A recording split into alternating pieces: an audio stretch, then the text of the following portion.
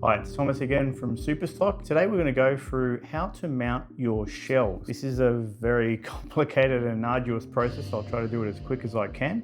Let me show you what we're going to go through today. We're going to go through what you need, prepping your shell, measuring the front hole location, which is really hard to do, but very important, and then reaming out the holes, finalizing the lower body line, the front edge, which is a bit tricky and time consuming to do right, and then cutting out the wheel arches. For this, I'm going to be using the T3D guide, which Nathan Tanti from Canberra designed, and we've got stock of these on the website. Before we go any further, what you'll need is verniers, some body reamers, the RC Maker body posts. We need the TD 3D wheel arch guide.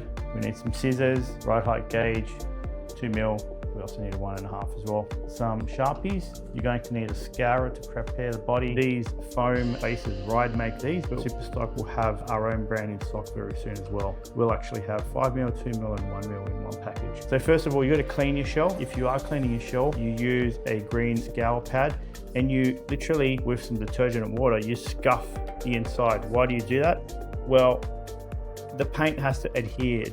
You don't want a shiny surface.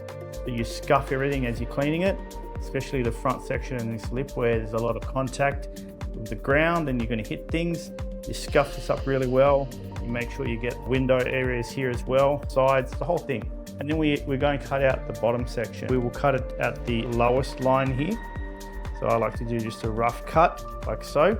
And so there you go, with the magic of video, I've cut that out. And now what I'm going to do, with all that excess out of the way so it doesn't hinder me, I'm going to cut the lower body line.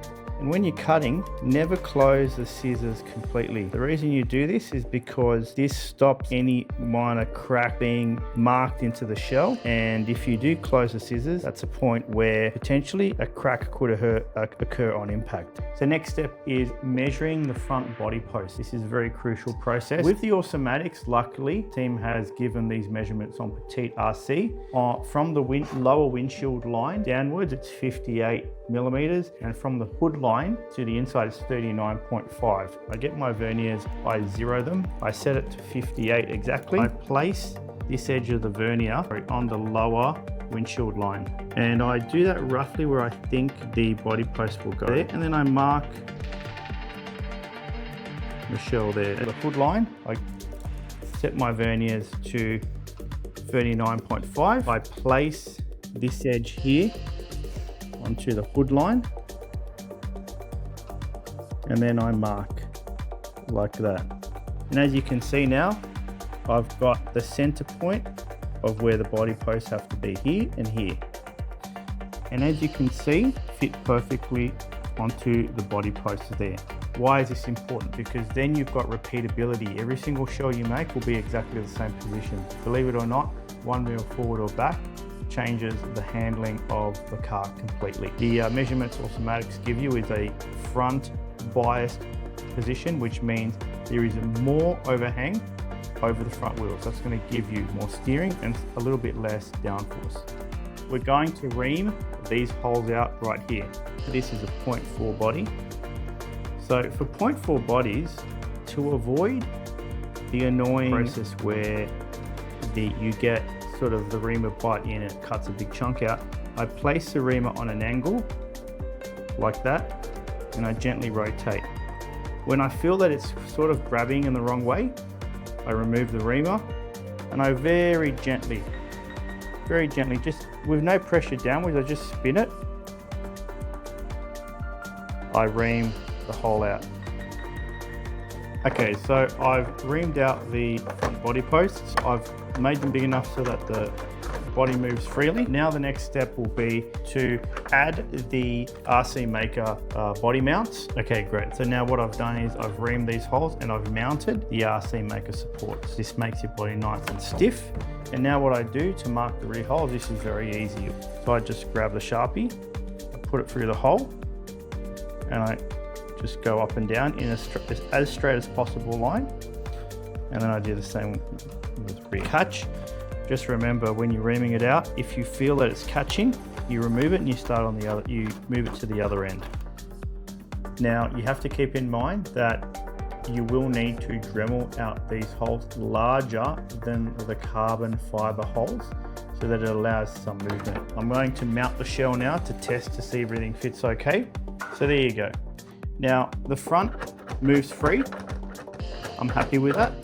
It needs to go up and come down on its own. The rear is maybe a little bit tight, but I'm going to Dremel out those holes, just a fraction right at the end once I've finished everything and I've taken out the clear coat protector. Now that's done. The body posts are done. Next up, so what I do to mark the front body, I get my Sharpie, I put it down on the table, and I go all the way down to the most acute angle I can possible. And then I mark all around the body like that. So as you can see, I've marked all around the body. This is just one of potentially many lines I'll have to do to slowly cut away the lower line. You do not want to go too excessive in your cutting, because if you go excessive, then you've cut too high and you've got problems. You have to mount everything, rejig everything, and it's not worth it. So I'm going to cut now at that line and recheck.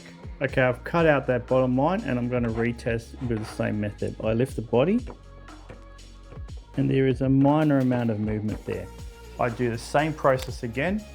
I place the Sharpie on the most acute possible angle I can get it, and I mark all around the body. So as you can see, I've also marked all across the side edge now, because we're getting to a point where the side edge might eventually start impacting the body. And I've also marked the front. So this is why you cut little by little, because if you cut too much, you ruin the entire body. I'll cut this and I'll get back to you. All right, so I've just cut it. I'll test now, and there's no movement. Okay, so now I know the front body is fine. There's actually a little bit of movement. What I'm gonna do now, I'm going to get my ride height gauge. This is an Aramax, which measures all the way down to 0.5, so it's perfect for this job. And I stick it to the front here. I've got on the front lip, as you can see, 1 millimeter of gap. I like to have 2 to 3 mil all around the front lip. Here on the side, I've got 2. Keep in mind the sides will always be a little bit higher. Oh, and on this one here, got about 1.5, maybe even 2. So I repeat the process again, but now I know that I'm very close to where I want the body to be, so I'll be very cautious. I'm going to do some lines here and I'll get back to you. So I've spent a bit of time cutting this off camera, and I cut at the line exactly, or roughly just before it. There's just a fraction under 3 mil. That's okay. And on the sides here, again, just a fraction under 3, and on the sides here again, just a fraction under 3. What I do now is I check the sides. I make sure there's movement. Next up, we put the tires on and we cut the wheel arches out with the T3D marker. Okay, I've got my wheels on, the trusty Sweep 36s.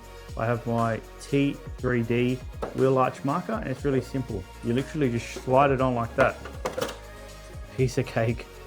Slide it on, and then you mark your tires, your wheel arch, should I say? So as you can see, I've marked with the T3D wheel arch marker by Nathan Tanti from Canberra, Australia. We also sell these on the Superstock website. When I cut the wheel arch, I will cut the wheel on the inside of that black mark, not on the outside. I highly recommend these. Superstock will sell them for $20. There you go. That is the wheels cut out. As you can see, they don't touch. Now, next thing that's coming up is the wing, and that's it, it's done. When you're cutting the wing out, cut the excess around the wing first, like so, because it's very easy for this to get in the way and ruin your cut. All right, so there you go.